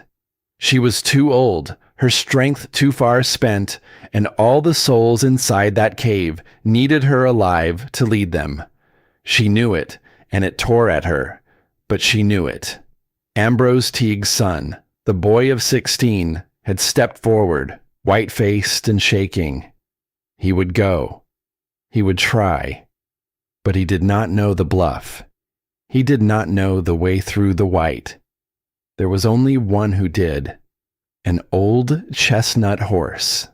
Juniper. The horse who had carried the old woman up that bluff 1,000 times. The horse who knew every stone and every dip and every turn of that ground in the dark, in the snow, blind. The horse who had once, on a smoke-filled night long ago, screamed an old woman awake and saved her very life. Opal led the old animal out into the storm herself.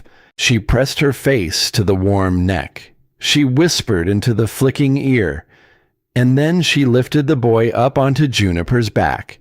And she pointed the horse toward the screaming dark, and she let them go. And the old horse went. Out into the white. Out past the stakes. Into the trackless nothing.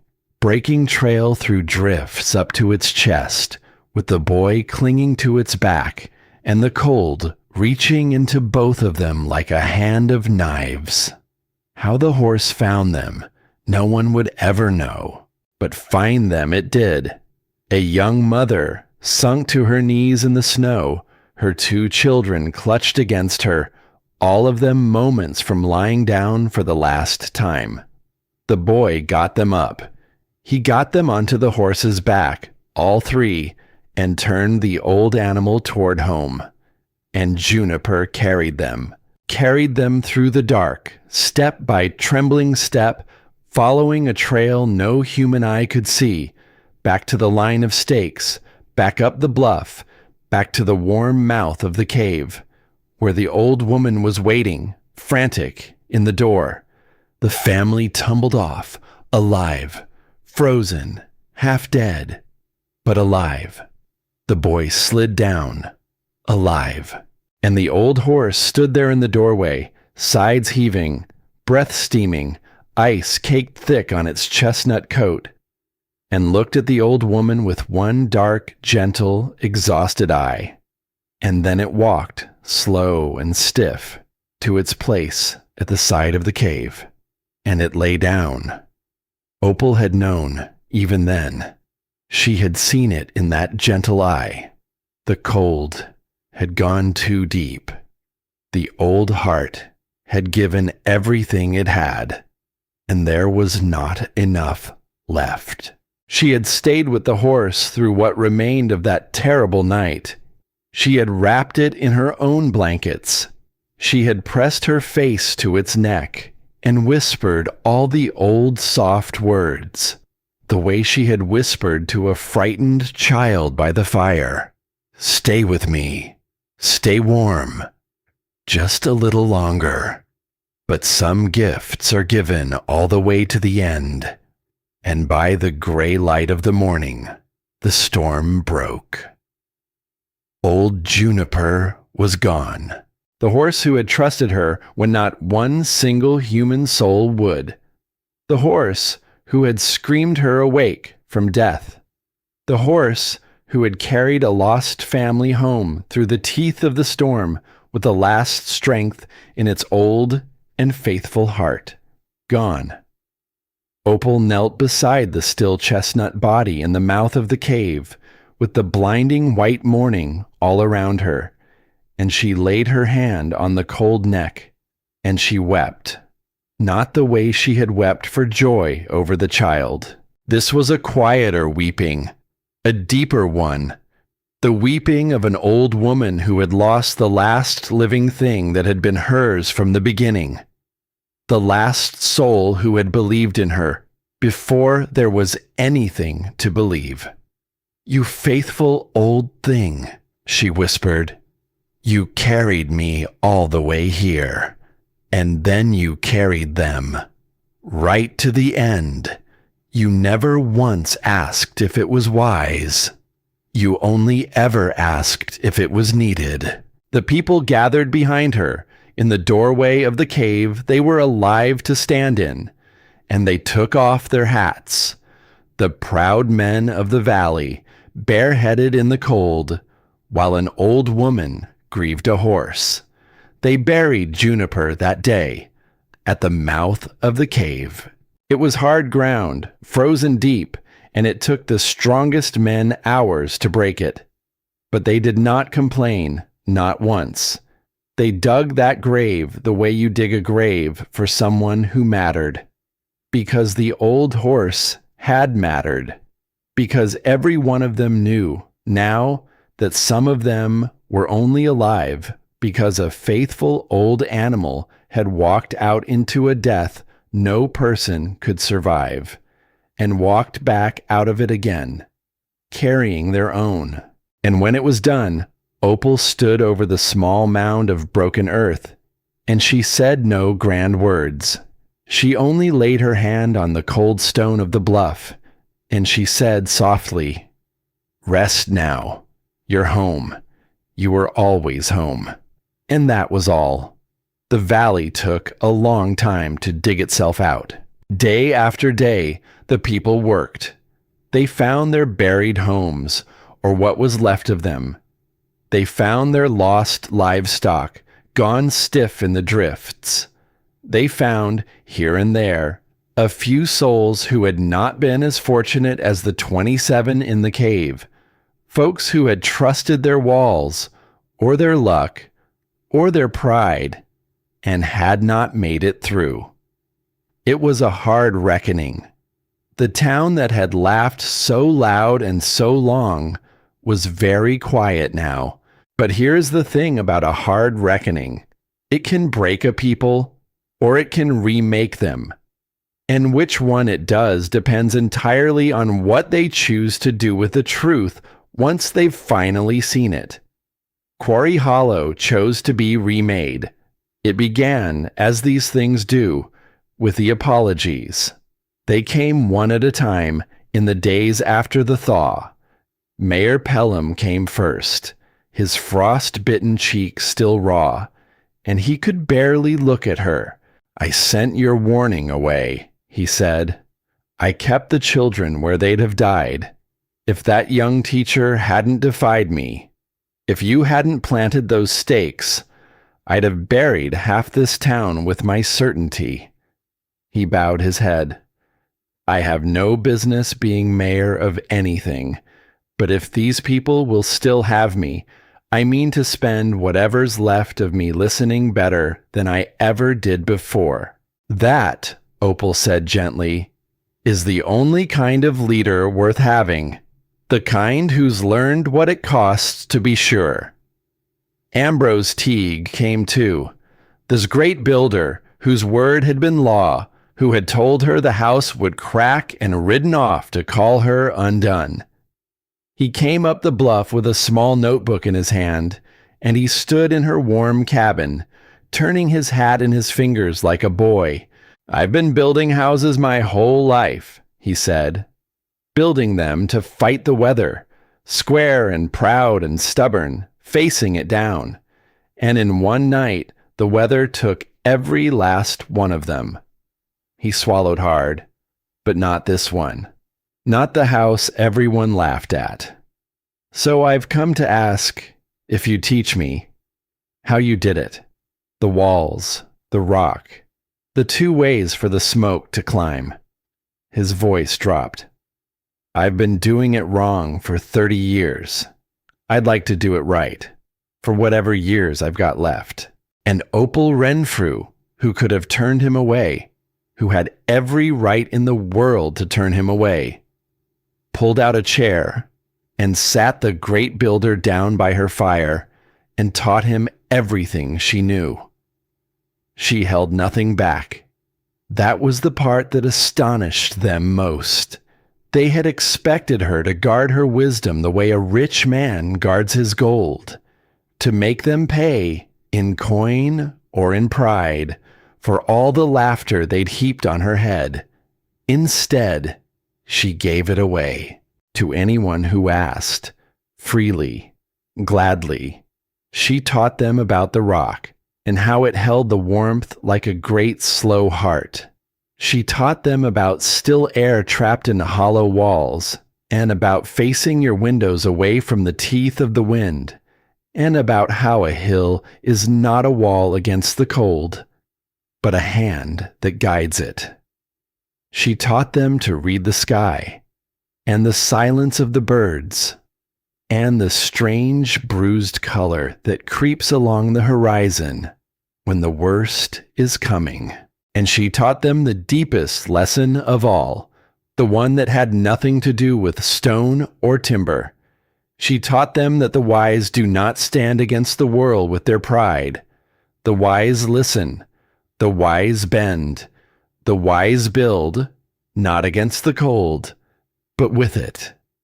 And one by one, the proud square houses of Quarry Hollow gave way to something new. Homes banked into the hillsides, snug against the earth. Homes built low and warm, with hollow walls and sheltered windows, with two ways for the smoke to climb. Homes that did not try to beat the winter, but cooperated with it. The valley was not just rebuilding. It was learning. And there was one man among them whose learning ran deepest of all. Royce Aldridge was not the same man after that storm. The richest, proudest, hardest heart in the valley had broken open on the floor of a cave, and it did not close again. The man who had laughed loudest at the old woman became, in the months that followed, the most changed of all of them. He did not boast any more. He did not point or sneer or hook his thumbs in his fine coat and look down at folks from the height of his money.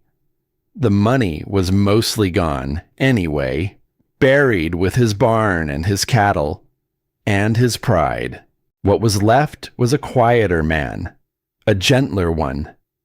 He came to the bluff often that spring, sometimes to help, sometimes just to sit by the old woman's fire and talk, in the slow, halting way of a man learning a language he'd never been taught. And one afternoon, he brought his granddaughter, little Etta, the dark-haired child who had asked if it was warm in the rock. She was well now, whole and bright and full of life, with no memory at all of how close she had come to the cold. She ran straight to the old woman and threw her small arms around her, the way children do, with their whole, uncomplicated hearts. Opal held the little girl close and looked over her dark curls at the child's grandfather. And Royce Aldridge said quietly, "I've been thinking about my mother." "Have you?" Opal said. "All these years," he said. "I've been so ashamed of her, of how she lived. Stubborn, strange, alone. I spent my whole life trying not to be her." He looked at the old woman by the fire, at the little girl in her arms, at the warm, impossible house she'd built out of nothing but her own will. But I had it backward. She wasn't something to be ashamed of. She was the strongest soul this valley ever knew, and the valley was too small to see it. His voice thickened. "Just like it was too small to see you." He knelt down then, beside his granddaughter. "Etta," he said softly, "I want you to remember this house, and the lady who built it. Because someday, folks are going to tell you that a woman alone can't do much, that a person past a certain age has nothing left to give, that the strange ones, the stubborn ones, the ones who do things differently, that they're fools." He brushed a curl from the child's face. "And when they tell you that, I want you to remember that you're alive because of one.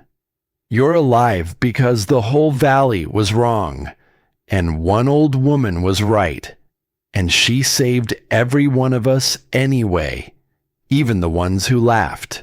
The little girl looked up at her grandfather with wide and solemn eyes. "I'll remember," she said, and she did. But that is a story for another time. The seasons turned, as seasons do. The valley healed. The new homes proved themselves, winter after winter, warm and snug while the storms passed over and did them no harm. The lesson took root and grew, and was passed down from the old to the young the way the most important lessons always are. Not written in any grand book, but lived and spoken by the fire, and built into the very walls people slept inside. And the old woman of the cave grew older still. She did not become rich. She never wanted to be. She did not become famous in the way the world counts fame. There was no grand procession, no monument raised in the town square, no plaque of bronze for folks to read and forget. There was only this: a respected old woman living out her years in the warm heart of the rock she had built against all their laughter. A woman whose door was always open, whose fire was always lit, whose counsel was sought now by everyone, from the youngest bride planning her first home to the oldest man trying to understand the weather, the strange one, the stubborn one, the fool. They did not call her those things anymore. Now when they spoke of her, they lowered their voices, the way you do for someone you've come to revere. They called her the wise woman of the bluff. They sent their daughters up the trail to learn from her. And the daughters came down changed, carrying something they could not quite name.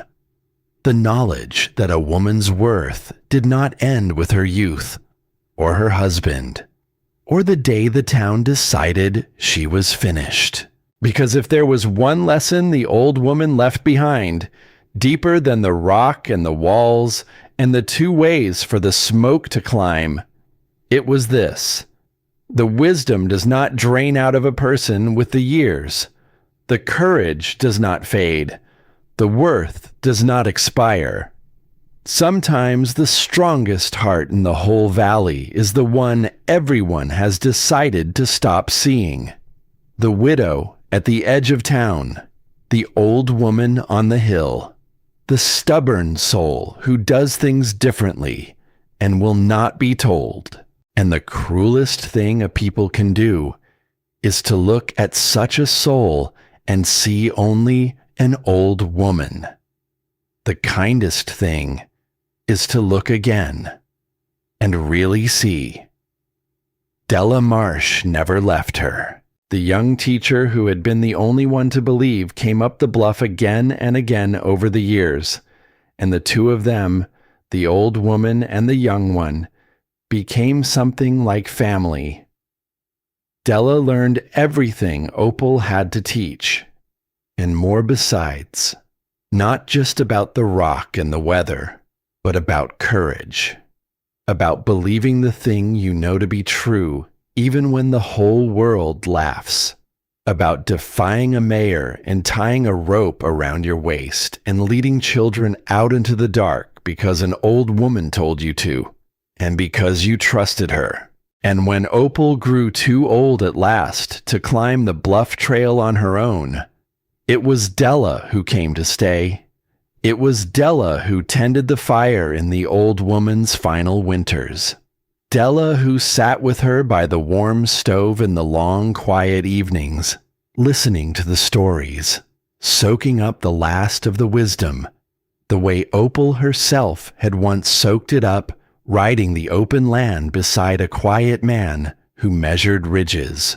And on a still, soft evening, near the very end, when the old woman was very old indeed, and her hands had gone thin as paper, and the fire burned low and golden in the heart of the rock, Opal Renfrew looked around the warm room she had built against all the odds, and she was not afraid. She had lost much in her long life. A husband gone one cold morning in his sleep, a faithful old horse given all the way to the end, the years themselves slipping by the way years do. But she had gained more than she had lost. She had taken a thing the whole world called a grave, and she had made it a home. She had taken the laughter of a town, and she had answered it with warmth. She had taken the cruelest heart in the valley, and she had not broken it further. She had helped it heal. She had saved more than 24 souls, 27 in all. And 3 of them had lived only because a faithful old horse walked into a death no person could survive. And somewhere out in that valley, a little girl with dark curls was growing up, knowing that an old woman's wisdom had given her her whole life. That was enough. That was more than enough. "Della," she said softly into the firelit quiet. "I'm here," the young woman answered, taking the old thin hand in both of hers. "Keep the door open," Opal murmured. "After. Keep the fire lit and the door open. There will always be someone out in the cold, someone the world has stopped seeing. And when they come up the trail, half frozen and afraid." Her eyes drifted closed, gentle, peaceful. "Let them in, even the ones who laughed, especially the ones who laughed." "I will," Della whispered. Her own eyes were wet. "I promise. I'll keep it open." The old woman smiled, a small, soft, contented smile, the smile of a soul that has done what it came to do. "Good," she breathed. Then it was all worth it. And the fire burned on, warm and golden and steady, in the heart of the rock that had outlasted every storm. And the old woman rested. They did not raise a monument to her. That was not what she would have wanted. But up on the bluff, at the mouth of the cave, beside the small mound, where a faithful old horse lay buried, someone set a single flat stone into the rock face, and on it they carved no dates, no grand titles, no long account of what she had done. They carved only a handful of words, the words she had lived by, the words she had left them. The wise do not fight the cold. They build the warmth, and they leave the door open. And for many long years after, when the winter storms came screaming down off the high plains, the way they always had and always would, the people of the valley would look up at the bluff, at the dark, warm mouth of the cave still standing strong against it all, and they would remember. They would remember the old woman they had once called a fool. They would remember that the warmest place in the whole valley had been built by the soul they had most overlooked. And they would tell their children by the fire in the homes she had taught them to build the quiet, simple, unforgettable truth of her. That worth has no age. That wisdom has no gender. That courage wears whatever face it pleases, and very often it wears the face you least expect. The old one, the lined one, the one the world has stopped bothering to look at. And that the door, the warm door at the top of the hill, is always, always open for anyone willing to make the climb. Even now, even still,